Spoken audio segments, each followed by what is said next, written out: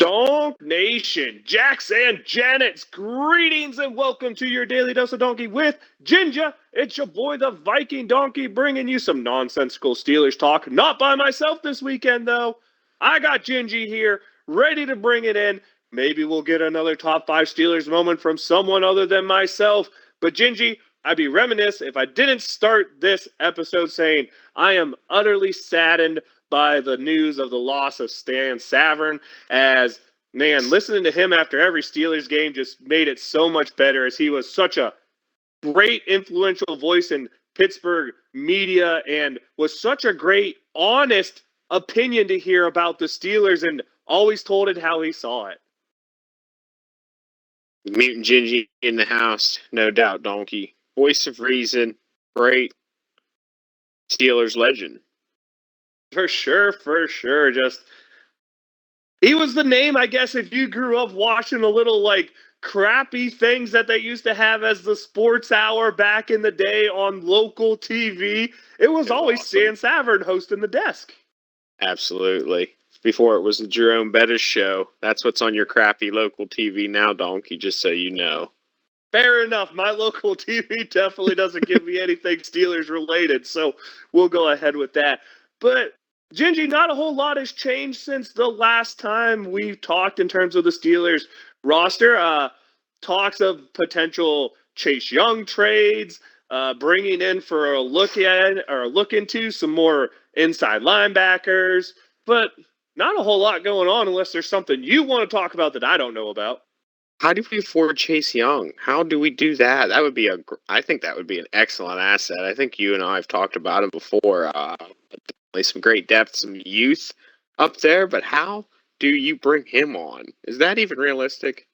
Yes, because remember, he's on the last year of a rookie contract, which means he only gets the base rookie salary, which is only about $10 million. And you could free that up in a heartbeat, restructure Cam Hayward, restructure TJ Watt, do one of those things. You free up all the money to bring him in because he's on the last year of a deal. Now, the big question I have is, he's a 4-3 defensive end. Does he lose weight and become an outside linebacker, or does he gain weight and become a defensive end for the Steelers? He gains weight and becomes a defensive end. In my opinion, at least. I don't know. He's a bull rusher, isn't he? Or is he pure speed around the edge? He was the reason he was a high pick is he's supposed to be one of those mix of guys. He can beat you with step quickness, or he could run you over. Very Jadeveon Clowney coming out of college type of guy. Gotcha. See, I think that if he's got the bull, then you can give him the strength because he's got the athleticism. So I think that's the guy that you got. He bulks up. In my opinion, I could hear an argument going either way.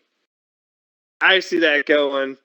I agree with you. I'd personally put him down. I think having people lose weight is a bad idea when they're on that fringe thing. It's just like we saw with DeMarvin Leal last year. He played so much better as a down lineman than he did when we ran him to the outside. Because typically these 3-4 outside linebackers need to be more of your quick twitch type of guys, especially when you drop them into coverage. When you think of an athletic freak, a big guy on the outside for the Steelers, it's Bud Dupree at 275 pounds. It's not Chase Young at 280. 290. And it just feels like a lot of times with those pass rushers, if you make them lose weight, they just lose a little something in terms of leverage. Yeah, you're right. You definitely don't want to take a prime guy out of his comfort zone, wherever he wants to be at naturally and, in terms of his position or whatnot. But dang, what an asset he would be to that defense. Holy schmoly. If he could come back like rookie him, I totally agree. But a guy who's missed 2 seasons for a knee injury, Gingy, let's not forget there is a huge risk associated with Chase Young, and that is no one's seen him play football in essentially 2 years. And even when he was a rookie, the pass rush numbers were nice, the run stop numbers were nice, but just like Jadeveon Clowney, the sack numbers just weren't quite there. Yeah, you're not wrong. But an explosive guy, and again, I'm looking for youth on that line. That's where I feel like we're really lacking. All I have to say is if it's a third-round pick or later, I am all in on the move. If it's earlier than a third-round pick, I really have to question it, and I make it a conditional pick based off the amount of time he plays. At best, a conditional second. But, Gingy, before we get into any other crazy things, I want to know, do you have a top 5 most memorable Steelers moments of your lifetime? Oh my gosh. Yeah, as a Steelers fan, well, pretty really keeping track of it. Really, you know, knowing what's going on. Probably the last 15, 20 years or so. But really, I've known of the Steelers since I was 5 years old. So plenty of ups and downs throughout the past couple decades for sure, Donkey, for me in my lifetime. That is true. I've been around for most of that, not all of it. And I will say this. I did my top 5. They all happen to be positive because those are the memories I like to keep for some reason. Gingy, if you have negatives in your top 5, I think that'd be a very interesting way of taking it to know, there is different sides. A memorable moment does not have to be a good moment, Donkey. There can, in fact, be that taste of sorrow, that taste of defeat that just does not leave you. So, Gingy, I'm not going to break in very often, but I'll say what I think of your plays after you break it down and why it's so memorable for you. You want to start at the bottom. I think starting at number 5 and ending with number 1 is the way to go. But if you want to go vice versa, feel absolutely free. Yeah, it's going to be hard for me to put them chronologically here, or not chronologically, but rank them in terms of order, because I'm really just going off the cuff, Donkey, in terms of what I'm remembering. I'll tell you one that, oh my, immediately comes to mind. I believe it was AFC Championship '09 Super Bowl run, Troy Polamalu sealing the deal at the end of the Ravens game. Am I right on that, Donkey?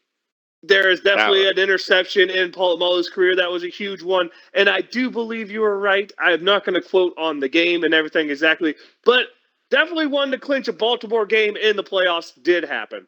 whew, that was a memorable moment. Of course, the Super Bowls, Donkey, but no, for '05, no play in particular as a memory for me. Just the fact that Jerome Bettis gets to bring it home in the hometown of Detroit was a That was. was an awesome thing. After kind of watching his whole career when he went from to even understanding who he was when he was in the Rams as a rookie, to seeing him getting traded to the Steelers, being excited about that, and what he become, the whole legend of the bus. That's that's that's legendary, Donkey. That can't be replaced. And frankly, that's the last time that we had a real consistent running game outside of Le'Veon Bell, really, in most of my Steelers lifetime. I can hear you on that.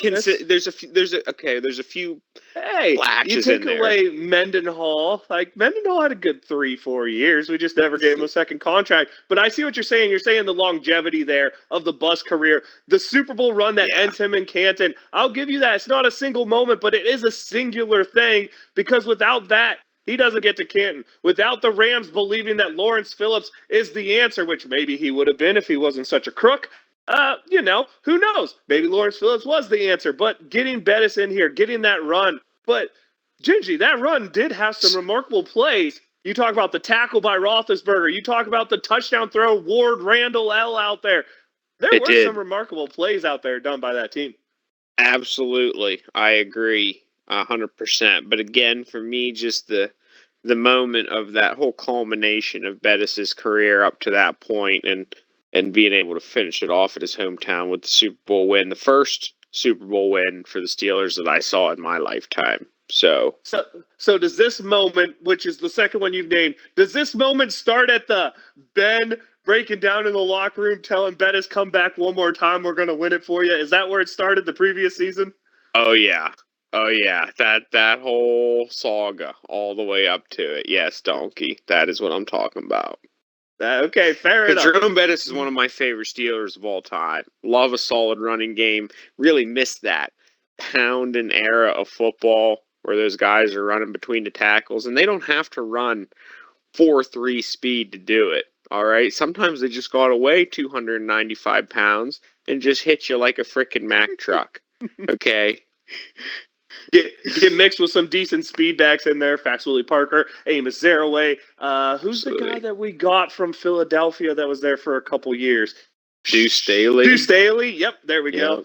You mix in guys like that. How about some Fumatu Ma'afala? But if you want to go favorite Steelers, Gingy, I'm off the beat because my 3 favorite all-time Steelers are Mike Tomczak, Dwight Stone, and Lee Flowers.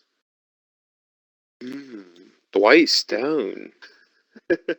Yeah, wow, that's the kid. That's like the first favorite Steeler I remember when I was a little kid, and I have no idea why. But him and Mike Tomczak when I was a little kid was just the way to go. Don't ask me why. But Gingy, let's get into your third most memorable Steeler moment. And I know we're not doing them in an order, but this is the third one we're going to name. So yeah, I'm thinking about now getting more towards modern Steeler era. And oh boy, to me, there's a play that they call the Immaculate Extension that occurred on one Christmas Eve, in which all Steelers fans alike Donkey only wished for one Christmas present on that Christmas Eve, and that was a win against the Ravens. All right. And that was a heck of a game, Donkey. It was a nail biter. It was a classic Steelers Ravens affair. Under 20, both teams under 20 points, I believe, if not somewhere hovering around there. Maybe I'm remembering it incorrectly, but I remember it as a back and forth, close game the whole time. And that was exciting as hell to watch.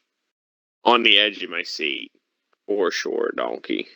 My number one Steelers moment in terms of memory is definitely that play. And the reason I said it is I said Antonio Brown to me is everything a Steeler was in then. If they were undersized, it didn't matter. There's that tenacity, there's that toughness, there's that willing to give everything for that one extra inch. And that's what Antonio Brown always had. And the culmination of what Antonio Brown always had is against the bitter rivals in a game that mattered so much. He takes on a guy who turned down coming to the Steelers to join that team, don't forget, and Eric Weddle, one of the 2 guys holding him back, and he just puts that ball out there and says, game. Plain and simple. Yeah. Just game. Yeah. Yep. And it was so risky, too. He had to get it across the line or he really risks turning the ball over in that situation. Big move, big reward. Do you remember all the Monday morning quarterbacks who were on Ben's butt for that one about how can you throw that ball short of the goal line there? I don't care what the result was. You remember all of that? Oh, yeah. There was a lot of that back in those times. I certainly do, but you got to get the ball to that guy at that time. That's just the way it is. Gingy, 2? For me, the final 2, we'll go with James Harrison, interception return, Super Bowl. Oh my gosh. I mean, he just kept chugging and chugging and chugging, and it was right before halftime. You see the clock; it's ticking. It's at 0. He's still running. He's got to make it, or it's nothing. Oh my gosh! Larry Fitzgerald chases him down from 100 yards away, and rolls him into the end zone. And rolls him in. Actually tackles him short, but rolls him in. Oh my God, that is an ear. I feel like that cannot be reproduced in the same fashion with which it was created in a Super Bowl. Yep. With momentum absolutely looking like it was changing to the Cardinals, and for the time being, the longest touchdown play in Super Bowl history, later broke by Jacoby Jones, but the longest play in Super Bowl history at the time, of course, made my list. Just amazing. And then, almost heartbreaking watching the former Pitt star Larry Fitzgerald chase him down not once, not twice, sitting there yelling, just give the ball to Townsend! Because I believe it was Deshae Townsend running right beside him, right? I think so. Give the ball to the fast guy and let him go, like you've seen so many other times. But magic, legend, a legendary Steeler right there, undrafted guy who came up from nothing. I seems to be the real plethora of things right here is these legends that are made from late picks, a 6th-rounder in Antonio Brown, an undrafted guy in James Harrison. I have some good vibes I'm going to talk about after this, but Gingy, number one or the last one for you, however we want to go. Another play from the same game, Donkey, but we're not going to talk about just the play.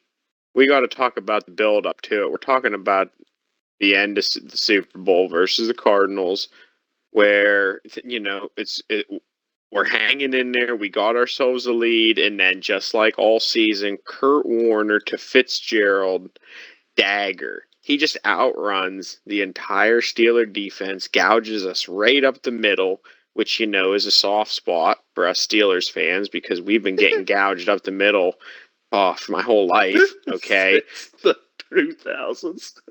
so to seriously watch that occur by Larry Fitzgerald, the guy that you weren't going to let do that, but you let him do it anyway, and then to go down at that time, you're thinking, holy smokes! What a game! What a ball breaker, right? What? Yeah. Oh my god! Because at that time, the Cardinals' defense had given up literally nothing, right? Because the touchdown was defensive, so the Cardinals' defense had just shut the Steelers down that whole game. Yeah, basically, there wasn't nothing on the ground. Exactly. And then that whole drive that came up beyond that, obviously, it culminates with a hell of a throw and catch. Throw and catch doesn't do that play justice, right? That's essentially what it was. It's the best throw and catch that I'll probably. I hope it ain't true. It's the best Steelers throw and catch that I've seen to this point in my life, in my Steelers history. And there might have been some before that weren't in my history. Like I've seen replays of a Stallworth catch or a Swan catch. That's pretty iconic. You know what I mean? Oh, and if I would have lived through that, those guys are great. But I'll tell you, the best catch in Steelers history was that right there. Not the most iconic play, because obviously that's the Immaculate Reception, which wasn't necessarily the greatest catch, but the greatest play. But in my opinion, the greatest catch in Steelers history and the greatest catch of Super Bowl history. No rose-colored glasses at all on that, Gingy. None at all. I mean, no, none, clearly. But that's how I break it down, Donkey. That's how my memory sees it. Just remember, though, the two defenders right in front of Holmes. Holmes, little guy, 5'10", out of Ohio State, tiptoeing that sideline. And Ben putting the most accurate throw, and this is a dude who had some great deep balls in his career, don't get me wrong, but the most accurate throw of his career at the biggest moment of his career. Put the ball where only Santonio had a sliver of a chance at it, and boom. There you are. They took the opportunity, the toe tap. Oh, listen to that, watching him do the replay on that. Does he have both feet down? That was one of the first seasons of replay, too, wasn't it? I believe so. Maybe the second season. But it was still early on in that type of video replay. I love it, Gingy. That is a great top 5. I find it ironic that, again, memory serves of winning moments. Winning moments takes precedence, it seems, out there. You try to, but Donkey, no. Trust me, I have some images burned into my brain that fucking make me grit. Excuse my language, pardon my French, but that make me grit my teeth, Donkey, when I even consider them, and that's why we don't. That's why we don't bring those ones to the forefront. There is gonna be a different time and place for that in this offseason of most heartbreaking Steeler moments, is what we're gonna call them. We talked about some good ones before the show. Spoiler alert. Trust me, once you relive them, you're going to be like, man, go back to the good. That's all I'll say about that. But Gingy, these moments, so many of them brought to us by undrafted rookies, late round draft picks. That got me thinking. This is whatever I call it, nonsensical Steelers talk. I completely forgot the name there.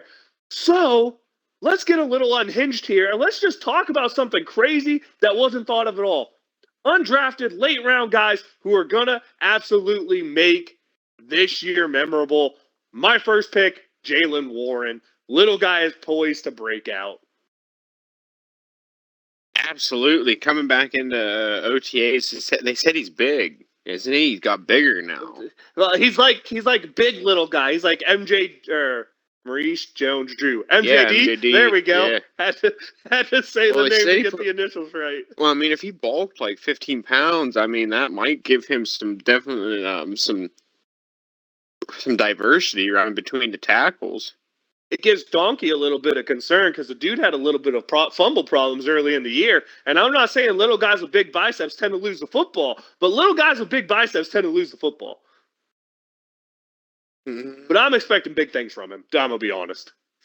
I mean, if he's able to take a jump from last year, then he's a mainstay in that offense. Because frankly, I mean, he was a huge part, and I know that Najee hasn't shown not necessarily to be able to go a full season, but when you're a running back and you have an 18-game season, which one is really going a full season at this point? Hopefully no one, because no running back should be going a full season because we see how quick they wear out. No offense, Le'Veon Bell. No offense, Ezekiel Elliott. No offense, Derrick Henry, although you're still kind of going a little better than the rest. But I don't want to see that. But Gingy, here's another guy, a late round draft pick that I think is going to surprise people. And it's the dude who's going to be put above the depth chart mate of his same draft class of Joey Porter Jr., and that's Corey Trice Jr. That kid, I saw some tape on him. I watched the way he plays. I am telling you right now, that is my sleeper guy who's going to develop for the Steelers. We could definitely use a guy at corner. I'll tell you that much. I really see big things in his future going out there. Ginny, any late round guys or undrafted guys who are currently on the roster, they don't have to be from this year's draft, that intrigue you going into this year? Ooh, Donkey none coming to mind right offhand, but oh my gosh, what you had mentioned before, prefacing up to that, the undrafted guys that have made huge impacts on Steeler history, Harrison, and oh man, yeah, I agree. Parker's the other one that comes to mind for me. Absolutely. Iconics. If you want to talk about another play that's memorable in my mind, if you want to go 5+1 honorable mention, it's Fast Willie Parker's 70+ banger in the Super Bowl for me. That dude definitely had that explosive potential that Gingy OTAs, I've been hearing, Calvin Austin, he has that explosive potential. Holy smokes. Okay, so then I mean, that's great, Donkey. That's great to hear. You put that Johnson, Pickens, Austin, Moose, Robinson. Moose. I mean, you're talking depth. Another late round draft pick that maybe we can talk about, Baby Hayward. Exactly. That offense has potential. As a Pirates fan, I absolutely hate every time someone says the word potential. It just makes me want to puke. Trust the process, Donkey. Everyone says that, yet the process gets its butt kicked by Jimmy Butler in the second round because Jimmy Butler's better than the process. Okay? Sorry, Boston. But come on now. Got to bring in a little basketball. True. I trust the Steelers to not have a losing team. I'll give you that. I'm scared of the word potential. I hate when I hear that.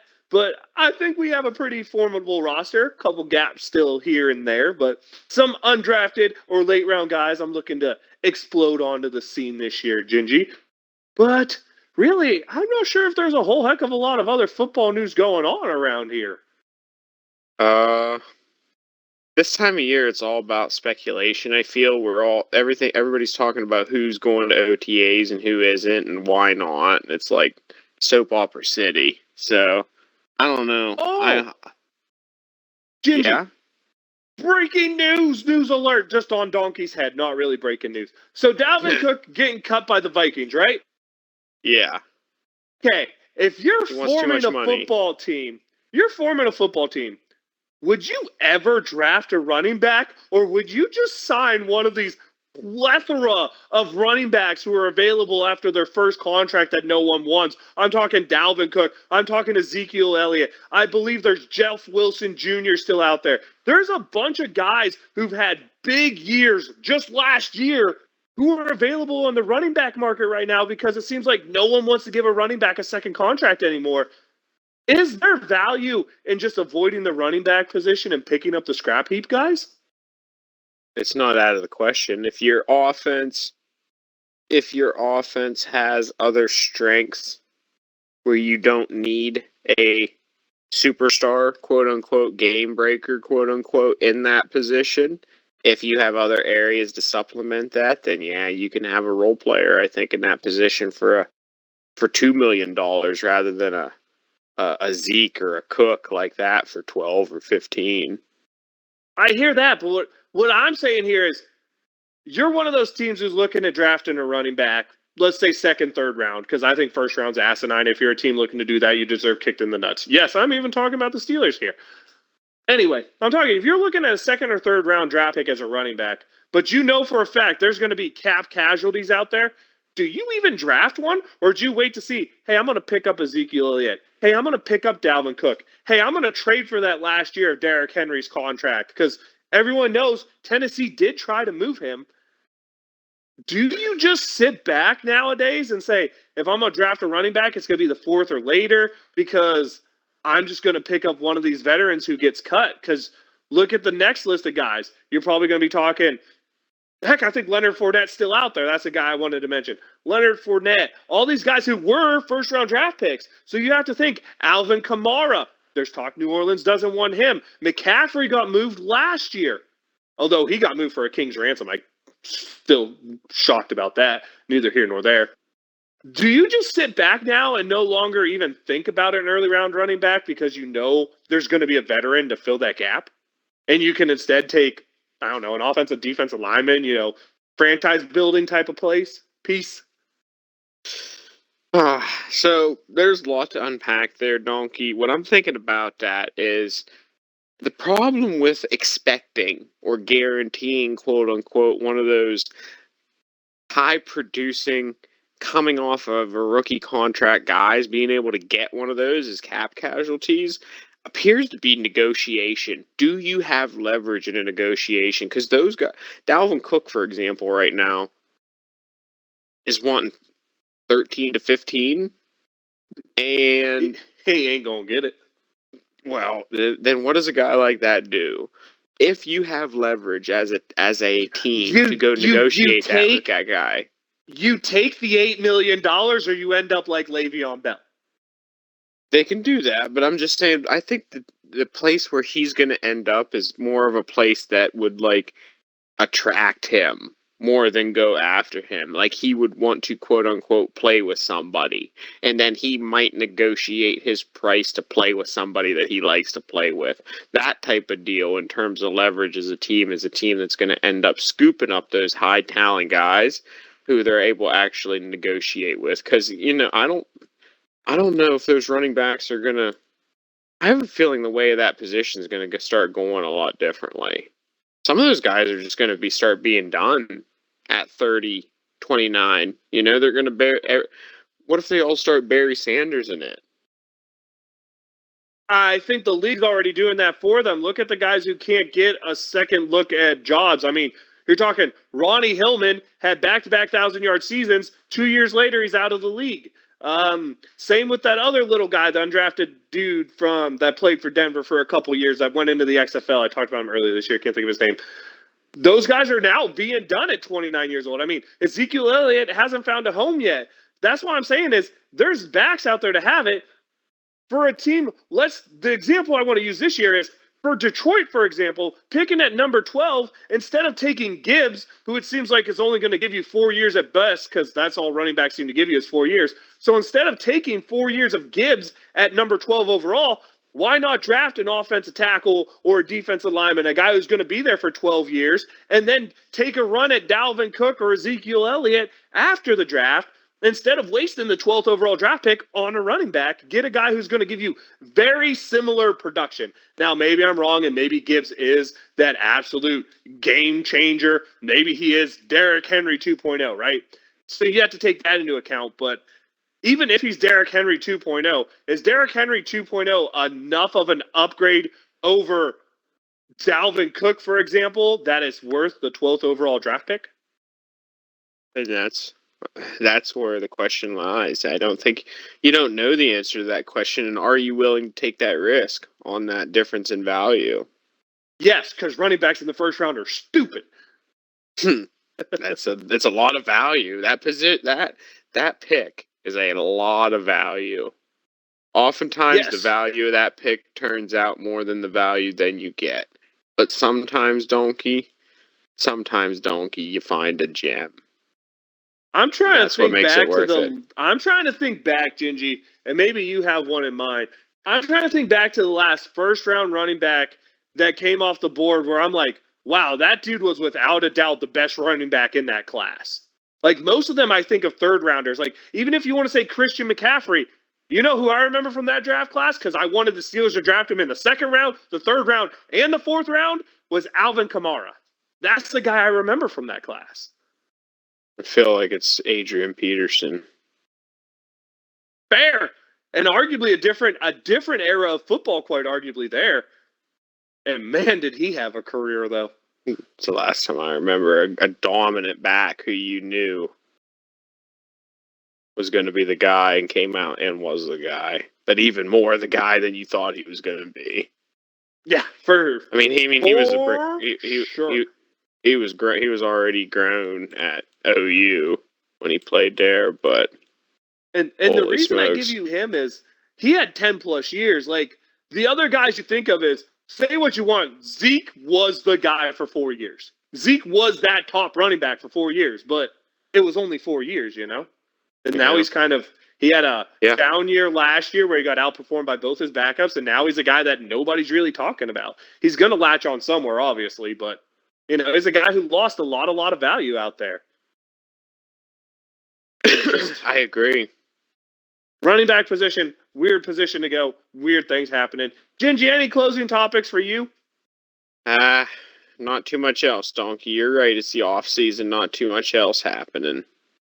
Nope. Try to keep it entertaining. We'll try to keep adding little community / host and talent list because, heck, that's something fun. That's something to talk about. I enjoyed hearing Gingy's top 5 plays. I appreciate Gingy making it a very Gingy style type of thing and not giving rankings out there. It seemed to fit appropriately into the way going.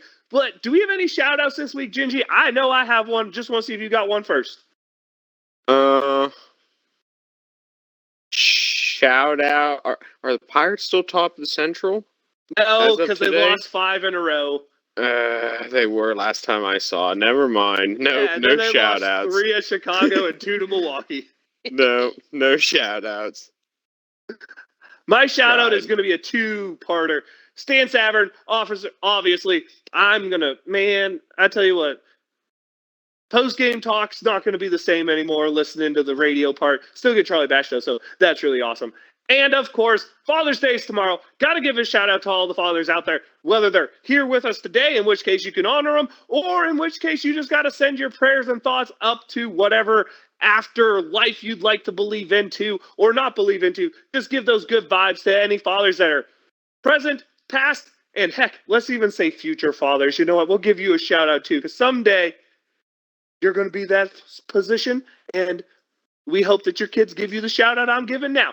But, Gingy, it's time. I got to let them know. I'm the Viking Donkey. It's Viking_Donkey on Twitch and Twitter. Your daily dose of Donkey with Ginger is the YouTube channel where you get all this fun, nonsensical commentary. Leave us a like, comment, follow. Leave your list of top 5 or most memorable Steelers plays. Leave us a list of plays you think are the most heartbreaking you remember in Steeler history.